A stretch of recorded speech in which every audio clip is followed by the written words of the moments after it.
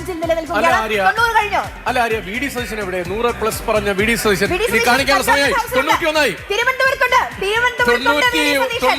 91 100+ ആവുമോ? V D സതീശന്റെ പ്രവചനം നടക്കുമോ? കോട്ടയം വനവാസത്തിന് പോകേണ്ടി വരില്ല, ഉറപ്പ്. കേരള രാഷ്ട്രീയത്തിൽ തുടരും.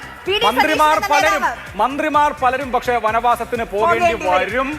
അവിടെ വലിയ തോതിൽ മന്ത്രിമാർ പിന്നോട്ടടിക്കുന്ന കാഴ്ചയാണ് കാണുന്നത്.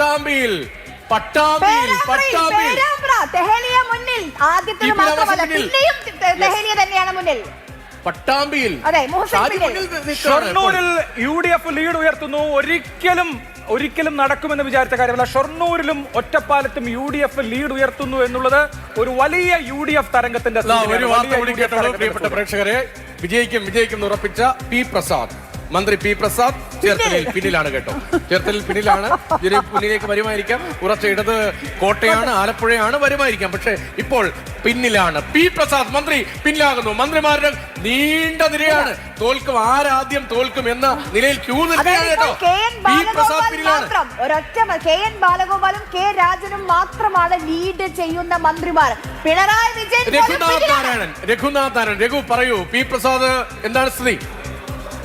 പട്ടണക്കാട് പഞ്ചായത്തിലെ 1 മുതൽ 14 വരെയുള്ള ബൂത്തുകളാണ് ഒന്നാം റൗണ്ടിൽ പൂർത്തിയായത്. കഴിഞ്ഞ തവണയും അവിടെ UDF ലീഡ് ചെയ്തിരുന്നു. അത്ഭുതമല്ല.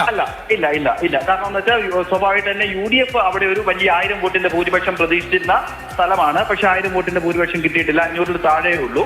അടുത്തത് എണ്ണാൻ പോകുന്നത് വയലാർ ഗ്രാമപഞ്ചായത്താണ്. അവിടെയും അത്ര വലിയൊരു മുന്നേറ്റം LDF-നും UDF-നും ഉണ്ടാവില്ല. ഇഞ്ചോടിഞ്ച് പോരാട്ടമായിരിക്കും. പിന്നീട് കരക്കരപ്പള്ളി ഗ്രാമപഞ്ചായത്തും ചേർത്തല നഗരസഭയും കൂടെ എണ്ണി തുടങ്ങുമ്പോഴേ നമുക്ക് അതിന്റെ ഒരു ട്രെൻഡ് പറയാൻ പറ്റും. അല്ല, ഒറ്റ കാര്യം കൂടി, ഈ ആലപ്പുഴയിലെ സാഹചര്യം എന്താണ്? ഇപ്പൊ പലയിടത്തും മന്ത്രിമാരൊക്കെ പിന്നിലാണ്. ഇപ്പൊ പ്രസാദ് പിന്നതല്ല, അത്ര അത്ഭുതകരമല്ല എന്ന് പറയുന്നത്. പണ്ട് ആന്റണി മത്സരിക്കുമ്പോഴും അദ്ദേഹം പിന്നാതെ എനിക്ക് ഓർമ്മയുണ്ട്. ചെറിയ വോട്ടിനങ്ങനെ പിന്നീട് ജയിച്ചു. ആലപ്പുഴയിൽ ഒരു പൊതു ട്രെൻഡ് എന്താണ്? ഈ LDF കോട്ടയിൽ ഇളക്കത്തിന്റെ സൂചനയുണ്ടോ, അതോ ഉറച്ചു നിൽക്കുമോ?